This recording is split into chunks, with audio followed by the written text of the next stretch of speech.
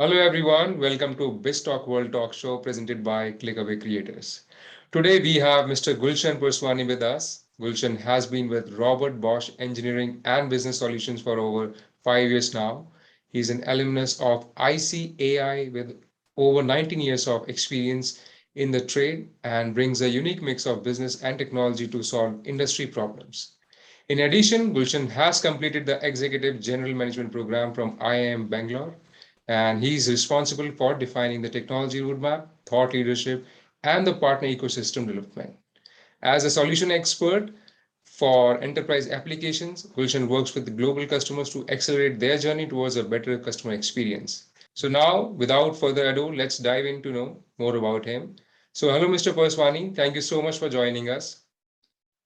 Thank you, Nicole, for inviting me. Thank you so much. Pleasure is all ours to have you here. And now, Mr. Purswani, please brief us about your journey so far. Great. So thanks for the introduction. Like you mentioned, Nicole, I'm basically a chartered accountant by qualification. Spent for 7 years in the traditional consulting and CA business, and at some point, I decided to enter into the industry, the IT industry, technology side, and it's been 13 years ever since, 12, 13 years ever since. Worked on different parts of the industry, be it fintech, the ERP systems, customer experience, and it has been quite an exposure. So I take a pride in telling that I have an experience in literally every industry which we talk about. Um, in the last 6 years that I have been with Bosch, I have got very good exposure to technologies. My personal favorite is augmented and virtual realities and how they play a role in customer experience. So, how to improve customer experience, how to bring content more impactfully to the end customers using augmented reality, virtual reality is something which I've been working on for the few years. Currently, in my role as a delivery head for customer experience practice, um, we are responsible for enabling enterprises on their CX journey.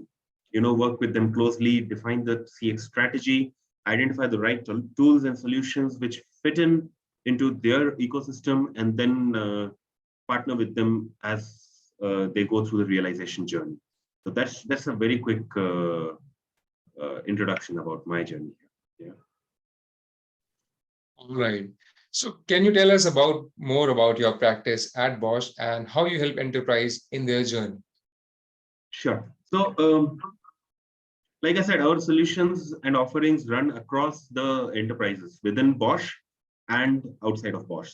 So typically, if I'm talking about any of the Bosch entities, if you look at their customer experience touch point, be it a CRM system or a commerce system, very high probability that is done by one of my team members. Similarly, we also work with large enterprises in retail, in public sector, in both Indian and global markets. So I have a customer pretty much on every continent on our globe. So except Antarctica, I guess. So we cater to their customer experience journey. We are partner with them in their commerce implementations, in their CRM implementations. And I'm not just talking about a solution implementation, but more as an overall strategy. Yeah. We have a cross technology practice spanning across different software OEMs, be it your SAP, be it Microsoft, be it Salesforce. We have technology competencies, and we bring the right set of people, right consulting capabilities to give the best solution to our customers. Over a period of years, we have built quite a bit of solutions, accelerators, which give us the edge and allow us to realize your enterprise's CX strategy faster. Yeah. So just a brief about my practice there. Right. So now I would like to know what are the methods of team or people management that you usually use? So within my teams, at least, I strongly believe in an ownership-driven approach. Yeah. Define the ownership, let the teams manage themselves, let them take the end objective in mind and run after it. Historically, a self-organized team which is empowered to make their own decisions, empowered to define their direction, as long as the end goal is in view, has a higher probability of success, or at least personally, that is the way it has worked for me. So yeah, occasionally we need to step in, and then we should know when we need to step in, when we need to step out. But ownership-driven model is my way of working with teams, typically. Right. So as you all know that time management is really necessary and important. So what is your time management mantra? Um, so I have one rule which has always worked for me. Yeah. And that is basically a time for everything and everything in that time. So I have those couple of hours for my learning in the morning. It's only learning in that time. Yeah. There is set time for each of my project interactions, each of my customer engagements, and then that is what happens. That's the only way we can manage time in today's world. Of course, there's always a window for addressing uncertainty.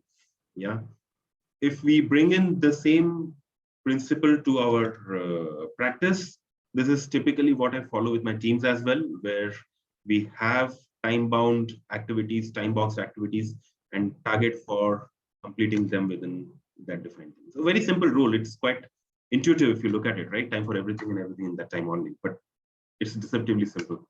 Yeah. All right. I completely understand. Now, how would you advise young professionals in your industry? Like, how should they go? Um, I don't claim to be a guru on this. I'm no expert or not old enough to give an advice, but at least I will share the three pillars which have worked for me. Yeah. Like I said early on, I started with a certain practice, and today I'm working on a very different set of technologies. And who knows where I move. So, to succeed in these various aspects, the pillars which I have used to anchor myself and use them in all my leadership engagements with my teams, with my leaders, that's something which I can call out, right? So, the first one being a content-based leadership. Yeah, it is no longer a time where you can be a generalist and still expect to lead people. Doesn't work anymore. If one has to have impact, one has to gain the respect and the alignment with one's teams, then we need to be in that domain. We need to understand that domain. I need to understand that domain. So every time I pick up a new practice, I pick up a new technology, I do spend my time to gather the necessary content so that I can have meaningful conversations with my team. Yeah. Uh, of course, I always stay close to my core expertise area, which is finance and business, and yet keep adding on competencies, keep adding on content myself so that I can take up more and more roles. This is typically the first pillar, right? Content-based leadership. Second is I have to be ready to get hands-on. Yeah, hands-on ready. Uh, when it comes to working with teams, they need help. They need support. It's gone are the days when somebody could be a leader and say, you know what, is your problem, solve it. No, if I'm willing to become part of the problem, the team will run all the more to solve those problems along. Of course, again, the trickiest part is when to get hands-on and when to get back to the hands-off stage. So to step in and step out is the trickiest part. Not that I always claim to get it right, but at least be ready to get hands-on.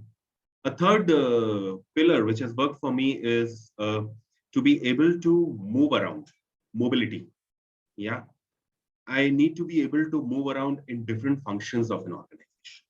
If I'm working on delivery, I need to be able to handle the different functions on people management, on the finances, on the operations, on the quality. When I have touched upon and worked in each of these functions for a few years, I will find myself to be a much more impactful leader 10 years into my professional life or 15 years into my professional life. So the first 5-10 years, any youngster should focus on moving around a lot and getting exposure across multiple functions of a business. That has worked for me so far, and I intend to continue doing that. Yeah. So if I manage to lose focus of some of our audience, I'll reiterate, right? Content-based leadership, hands-on ready, and mobility. these are the mantras with which I have lived and has worked so well for me so far. That was very nicely explained, Mr. Purswani. So I hope all the youngsters out there watching this might learn something out of this. And thank you so much for sharing such great insight with us. And we look forward to having a chat with you again in the future on some other trending topics in the international business industry. And for our viewers, if you like this chat with Mr. Purswani, please like and share this video. And also subscribe to ClickAway Creators YouTube channel to appreciate what we do.